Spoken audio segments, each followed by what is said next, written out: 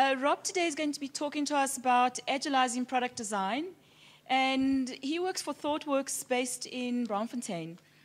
Rob leads the UX and product design practice in Pan Africa, and he ensures that products and services are actually human-friendly.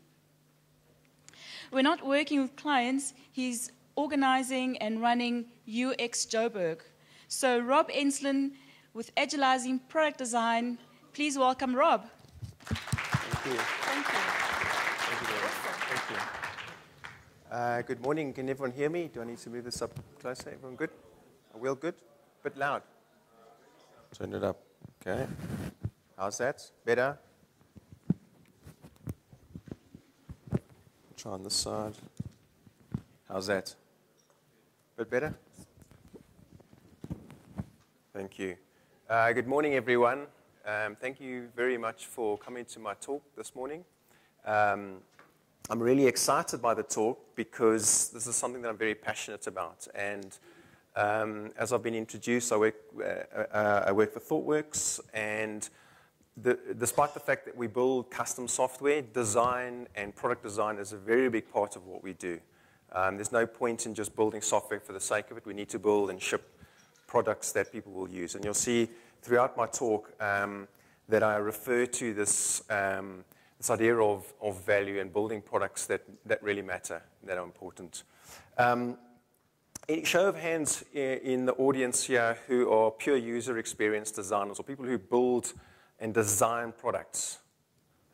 Have a look? Okay, so we don't have very many of those. Oh, there will be one or two. So that's a relief because my talk is not going to go into a lot of detail about how to do product design and the methods and the tools, but it's going to give you more on a principle base. So there might be lots of bits of information in the talk that you currently practice or that you're comfortable with, but there may be other bits that you perhaps haven't considered or thought of, which might be useful when you go back and continue or do the work that you do.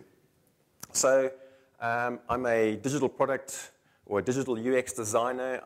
I'm a user experience designer building digital products. I don't build any non-digital products. Some people call us in ThoughtWorks experience designers or XDs.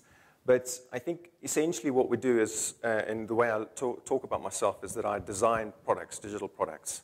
And so, yes, as an organization, we might build services, but where my role becomes increasingly important is when we're actually trying to build a digital product. So what does this mean, a product designer? So we know we have to build something and ship something that people will use. But essentially what it means is that my job on a team is to make sure that our technology and the design of the product is easy to use.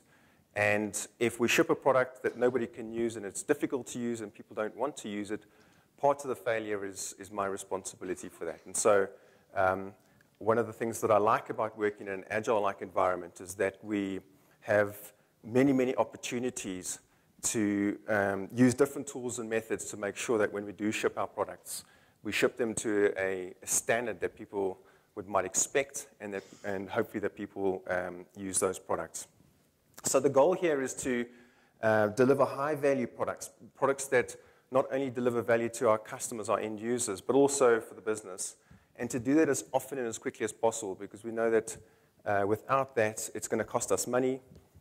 If we don't ship it soon and often, we leave lots of time and space for the lack of feedback, and we might end up continually building something that nobody will end up ever using.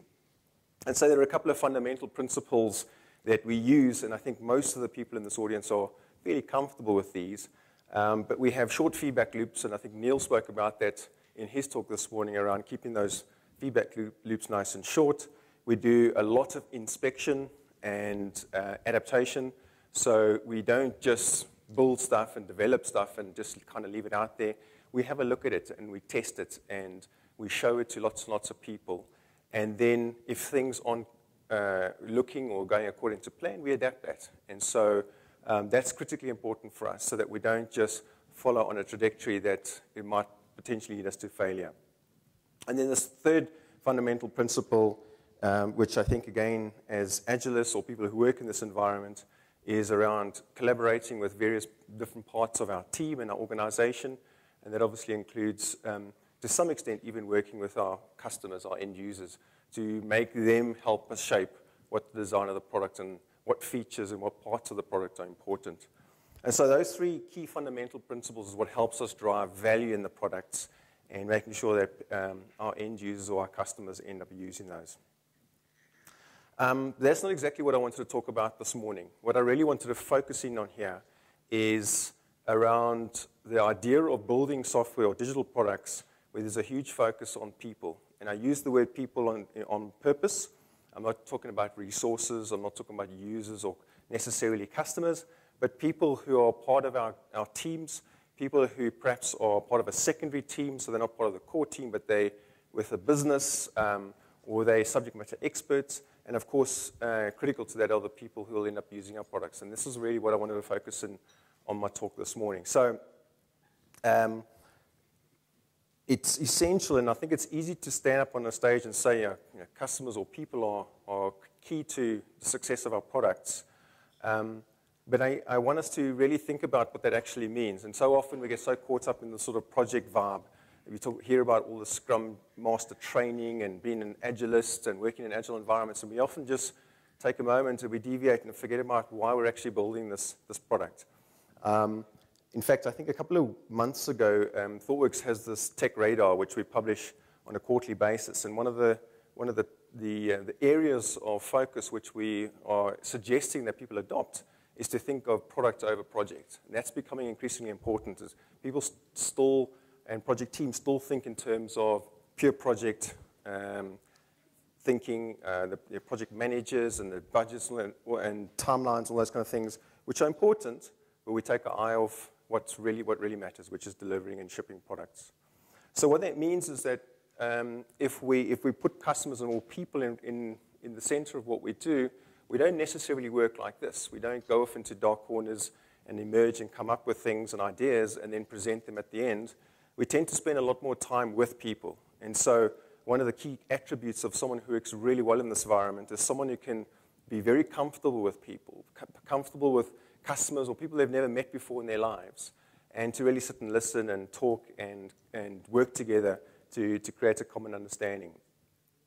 So, of course, we're building these digital products for people to solve their problems or to address some kind of issue. It makes sense that we tend to want to spend more time with people. And so there are terms that we often throw around: get out the building, collaborate or co-design. There's lots of kind of activities and rituals that we tend to practice in our project environments. But we often forget about the most fundamental thing, which is to take what we're thinking and what we're trying to build and go and spend some time with customers to make sure that it's the right thing.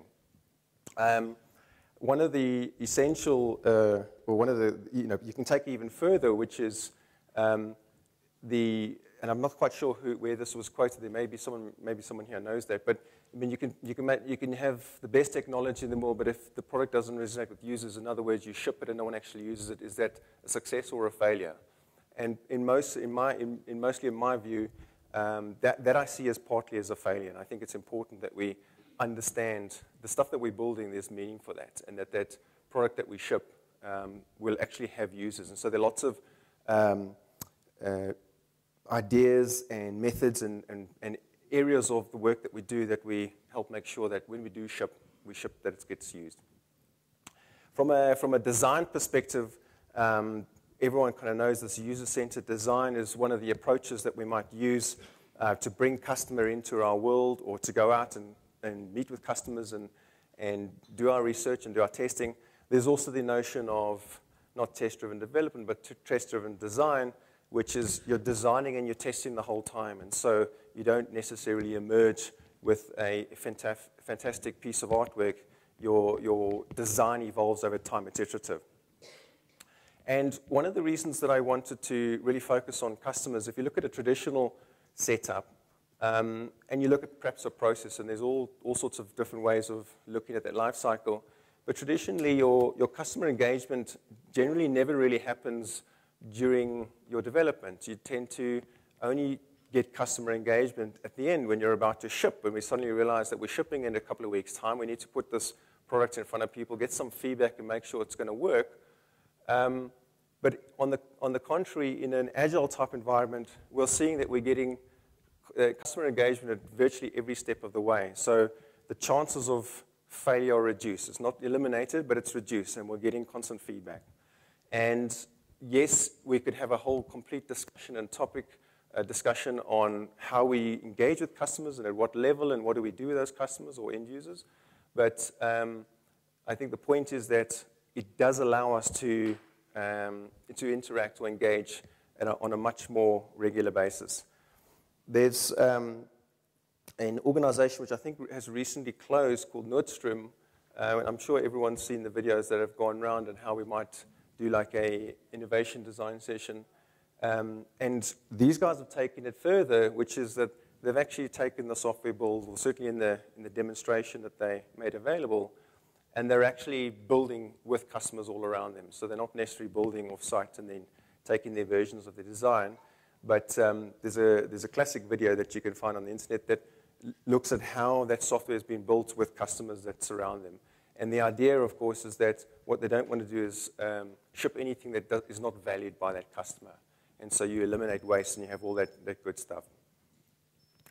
When you look at the sort of ecosystem of what we're doing, there are other parties or groups of people that are involved in what we're trying to do. And so when I talk about engaging with people, I don't necessarily mean just the people who will end up using our software, because to get there is a series of communication efforts and activities that need to take place.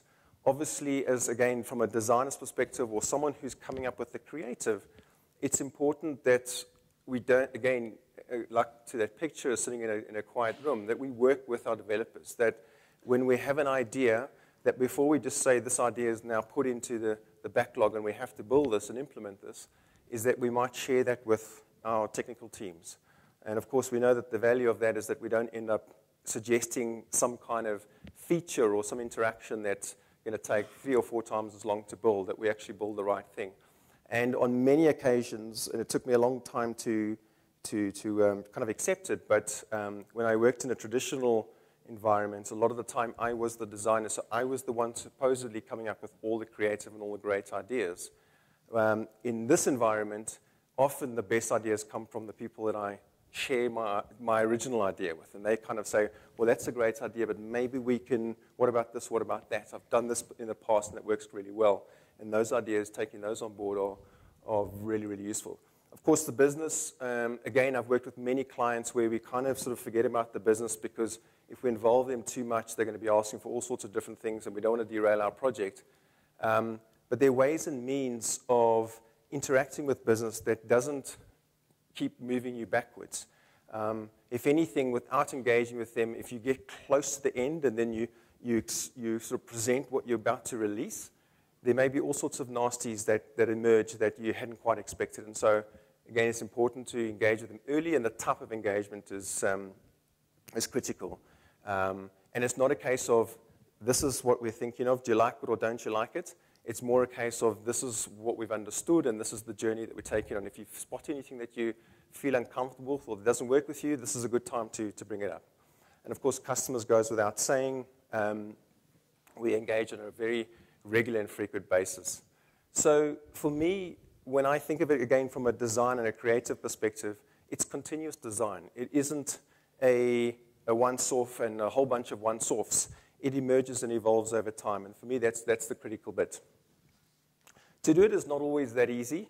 And so there are a couple of, I've pulled out perhaps 10 different techniques or ideas that you might want to take away that might help you when you go back to your projects.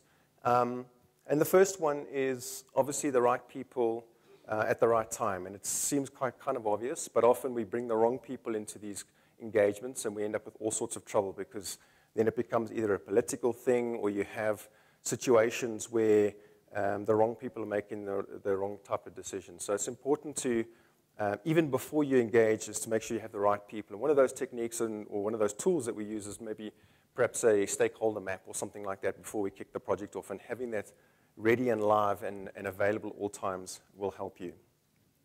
Collaboration, again, it's almost become cliched in our world, but again, we have to remind ourselves, what is collaboration, how often do we do it, and who do we do it with? And this is an essential piece, and as a designer, my collaboration and my ability to have to empathize with various different contexts is important, because the type of conversation that I have with my co-designers and my business analysts that I work with may be very different to a salesperson who knows that one of his targets is or her targets is to drive up sales on this product. And so that conversation, that collaboration, the type of work that we do together is very, very different to perhaps with someone in your team. So consider not only just saying, oh, we must do more collaboration, but the type of collaboration is important. We see a lot in traditional environments. There's a big upfront research discovery piece. We have all the personas, and off we go and conquer and we build. In our world, for me, the learnings of customers, both internally and externally, should never stop. And so even if I have a prototype that I want to go out into the field and test and validate that, I'm using that as an opportunity to learn more. And so if, for example, they clicked on the wrong button on one of my prototypes and I'm a bit confused and that wasn't part of the sort of accepted plan, I make sure that I build in an opportunity to ask the customer or the end user, how come you clicked that button? What was the reason for that? And invariably, that opens all sorts of other interesting learnings and education about our end users. And we take that information, we bring it back to the project site. So that, whether you use a persona to represent your customers or whatever you do, those learnings that you constantly get, we use to update. And it's part of validating our hypotheses about our customers. One of the new kind of concept for me, and maybe for some of you guys it's been around a long time, but one of the things that's really hit home to me is this idea of coming up with customer themes.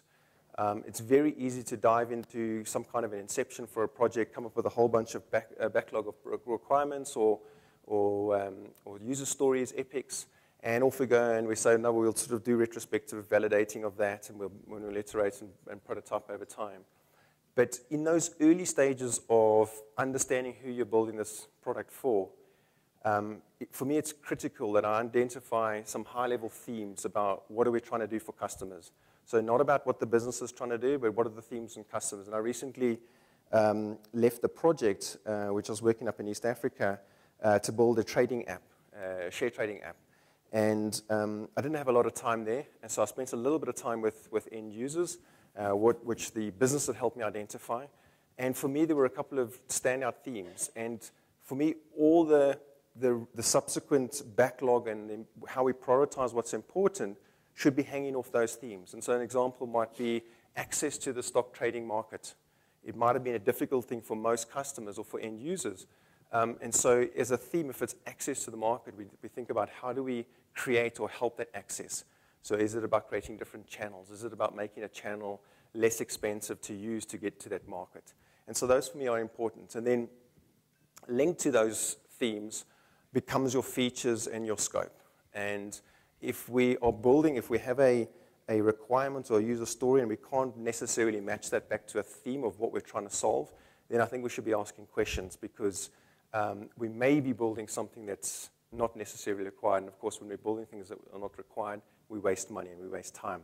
So for me, I think there's that support element that if you don't have high-level customer themes, which could be pain points, could be wishes, could be anything like that, if you don't have those, it's very difficult to decide what features are important to build. Number 6, again, a kind of bit of an obvious one, but again, I can't emphasize it enough. And it's not just about releasing early and often. It's about showing customers early and often. Even if you think you've got a great idea and you're busy sketching, or you're perhaps having a design session with your team on a whiteboard, it may still be very low fidelity, but it's a good opportunity and it's a good time to share those ideas and that thinking with either the business or with customers to make sure that you're kind of on track. I mean, obviously, if you're building something like a login screen, I mean, there's not too much need for sort of early feedback. But if you're doing something that's slightly unique or something different and maybe even complex, it's important that we try and get that into at least exposed to the right people as early as possible. And a lot of people are like, oh, but we just want to keep going. We're running behind and we want to get this thing done. But it's really important, because the work that you might end up incurring later if you haven't done that might be more expensive in terms of time than getting early feedback. We always talk about, in Agile, we don't plan, but we do planning. From a design and a creative perspective, the same goes for that. If you had planned to do your usability tests every 2 or 3 weeks, and there's a really big piece of complicated design work that needs to happen, you might need to say, look, there's no point in testing in 2 weeks' time. I need an extra week. Alter that plan. Equally, if you're getting good feedback, there's no reason why you should just stick to that plan. Have your feedback sessions, do your research when you need to. But just make sure that you're not... so, for example, if we're doing some user testing and we have a prototype, and we decided that we were going to try and get at least 8 people as a quick sort of a sprint test. And after sort of 4 people of testing the prototype, we find that something is fundamentally broken. Is there any point in continuing with the other 4 people? Why don't we fix what is broken, then continue the testing? So adjusting your planning and how you do your testing or whatever it is, your design work, needs constant reviewing. 8, the good old favorites, data is number 8. The next one's metrics. But again, using data that you get once your product's at least live, or if you are building something subsequent, if it's something that's already live and out there, use that data to help drive some of those decisions. Again, I don't think I need to preach too much here about data, but it's something that's often left out. And I think it may have been Neil who spoke about... or maybe somewhere else. It might have been another talk that I heard where we say, oh, don't worry, we've got data, we've got Google Analytics. And then people have access to that, and then they don't really know what to do with the analytics. What is it actually telling us? So really think about how you might use that data. So I talked about metrics. We need a guiding North Star. How do we know that we're going to build the right thing? Our metrics on number of account signups, how many users we have that would be active versus passive, how many do transactions, all this kind of stuff is important for us because when we retrospect on the project and what we're building, we're able to say we hit the mark, we haven't quite hit the mark, where did it go wrong, we can adjust that plan. And then finally, certainly from a design perspective, and if you're working with designers, you should never see this whole idea of designers done, that's the end of your designers, kick them out of the project, we're good to go here. Even if you don't have someone who's dedicated to the design of your product, there should be someone within the team who's constantly looking at evolving that design and continue that work on the design so that it doesn't just become something that we all agree on and continue building. It needs to be something that is evolutionary. It may even mean that you go back to something that you pushed out or that you designed previously and use some of that UX debt or some of that debt that you might have accumulated to make some improvements on your design. So this is a critical piece of thinking that design should never be at the end, that it's done and complete and we move on. Then if you just have a quick look at, say, a typical kind of iteration backlog or iteration plan, we've been talking about hypotheses. We know that those hypotheses can be in the shape of what features are required and who the users are and who the customers are. But if you have a look at you're going to have your iteration 0, your 1, 2, 3, and so on and so forth. From a design perspective, we need to include this idea of maybe scheduling some demos or doing some usability tests, but put it in the program of your backlog, and so that this becomes a reminder that we are. For example, if we look at, if we were here today, at this demo and this test that we're going to have between iteration 1 and 2, at the end of perhaps iteration 1, from a design perspective, we're demonstrating what the app or the product might look like when features in iteration 2 and 3 and so on have been complete. And so you're demonstrating ahead of time. Before you've demonstrated, you perhaps have got some feedback and you've done some testing. But build it into the program because there's this continuous design or this research design and testing that's taking place. And we often hear it in Lean in terms of build, measure, learn. But the idea of demonstrating to the rest of the team and perhaps even to part of the business becomes an important piece as you continue your life cycle of design. it also gives you an opportunity after the demonstration, and perhaps if you've done some usability testing, to then decide whether your hypothesis is in fact valid or invalid, and how does that change what we're doing. So then you've got an opportunity between those two iterations to either pivot or continue on the kind of delivery path or the development path. So in closing, there are a number of tools that we can use. There are a number of methods that we can use to involve people at every stage of the development or the product design process or the product development process. Whether you're using some design thinking techniques and tools to explore the problem space or look for ideas or look for solutions, whether you're using the lean type of thinking to do guerrilla testing, for example, or to have a hypothesis-driven design that we heard about this morning, or in fact, some of the more traditional agile approaches, whether you use a combination of them, doesn't really matter as long as what you're trying to do is actively work to bring people, whether that's our internal staff or on the project, or whether it's our customers, into the process early and as often as possible. So thank you. Any questions?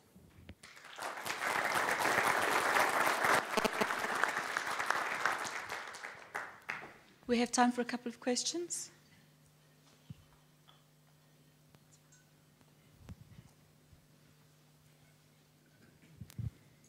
Shall I go?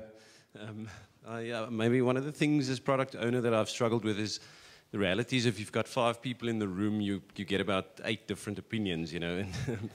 And, how do you handle that sort of feedback and not to, someone has to make the decision at the end of the day so that it doesn't become your design basically, and then also having to manage the unhappy people whose comments were not included eventually in the design? Yeah, that's a really good question. I still often notice that when we work with clients that the same sort of thing happens, and when you kind of suggest having a session like that, the client's like, well, oh no, you know, you've got to be careful who we invite because everyone's got this strong opinion. So I don't think there's a silver bullet answer to this. In my own experience, there are a couple of things that you can do to avoid that. One is you can set up a very tight kind of framework as to what you want to achieve in that session. So I don't want to know which are all the great features in the app, or just choose one. So if you keep it small and focused to start with, we don't want to focus on those things. We're actually here today, guys, and so obviously you need some good kind of facilitation on that. That's the one thing. The second thing is things like dot voting, for example. If you do get to a situation where we really have to make a decision, there are techniques like dot voting. So if you've got 8 people or whatever you have in the room, each person gets 5 dots or 3 dots. Doesn't matter who it is, we go and vote on which idea is best. You put 1, 2, 3 up there, go and vote. It's a complete democracy, and then you see where the winner comes from. But in my view, ultimately, I think the decision needs to be taken by the product owner. And so you're using the team that's with you to help you make that decision. And so maybe even before the meeting is you set that expectation that I have to make this decision, and I'm using you guys to really help me with it. So if you're just going to all shout what you want, that's not going to help me. I think it also depends on the right type of people and all that kind of stuff. But yeah, good question. Cool. Hi. One more. One more. I think there was someone at the back. Okay, so I have a question. Let's say you dealing with an organization and your product owner or your business sponsor is not traditionally, doesn't understand, you know, core UX principles, simplicity, design, things like that. And you find yourself constantly having to motivate. So their idea of better software is more features and more twiddly knobs, whereas you constantly having to fight a battle to say, okay, we need to simplify or we need to meet the user expectation. How would you handle a situation like that? Again, I think it's quite complex. It's a good question. I think, you know, you're always going to butt heads when you have sort of the alignment between the expectation of thinking is different. And so how you set yourself up for that project becomes an important part. And so, for example, in ThoughtWorks, when we engage with a new client, we'll spend 1, 2, 3 weeks in an inception. And part of the job of that inception, apart from coming out with a prioritized backlog, is that we want some kind of common alignment on what we're trying to do here, but also how we're going to work as a team. So that's the first step. If you can get that, if you just arrive, obviously, at a project site, for example, and you have all these traditional ways of thinking and that kind of stuff, it's going to make it difficult. But if you start on the right footing and you manage that expectation as to how you work, that's a good start. And then I think what's worked for me as a designer is where I do have that, where they go, a product owner or someone says, no, that's not important, this is really important. And you as the designer who's maybe chatted to or spoken with customers know that that's not possibly not true, is that you invite that product owner with you on your journey to go and meet customers and do testing and to sit and listen as the observer. You've invited this person as your observer to take notes. Your product owner is actually listening to what customers are saying and how they interpret the world and what their mental models are. So that when they go back and they have to make that decision, they're thinking about and remembering that conversation that I've had with 3 or 4 or 5 customers about what their thoughts are. And so it makes that decision and that kind of conversation a lot easier to manage. Great. So we need to end this off here. And please meet Rob at the Indaba Tree if you do have more questions.